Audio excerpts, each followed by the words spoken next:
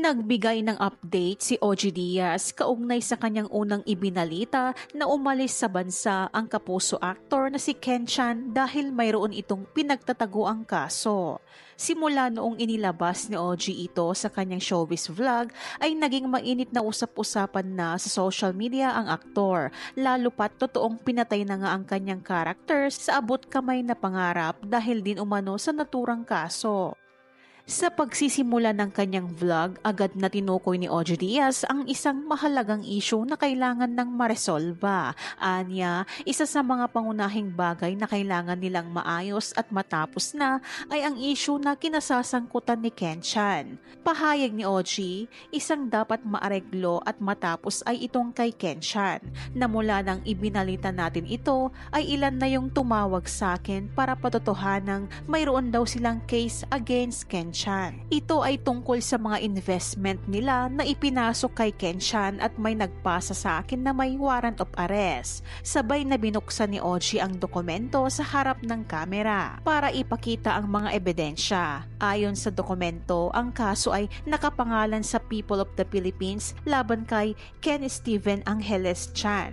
Ang ilang bahagi ng pangalan ay naka-blur pa para sa privacy. Ang mga reklamo laban kay Ken Chan ay nakapaloob sa mga akusasyong syndicated estafa. Ang syndicated estafa ay isang uri ng krimen na nangangahulugang malawakang pandaraya na karaniwang may kinalaman sa pag-aalok ng mga investments o pangako ng malaking kita sa isang malaking bilang ng tao na walang sapat na legal na basehan.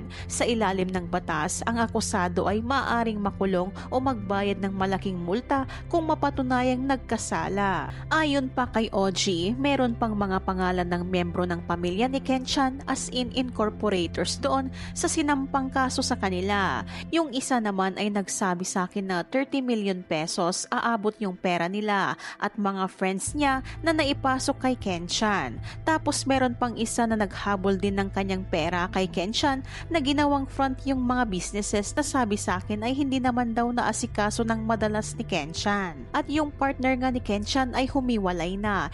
Parang iyon ang itinuturong salarin na humakot ng kanilang investment. Tanong naman ni Mama Loy, so totoo nga nay na nagpaalis siya doon sa teleserye dahil sa kaso?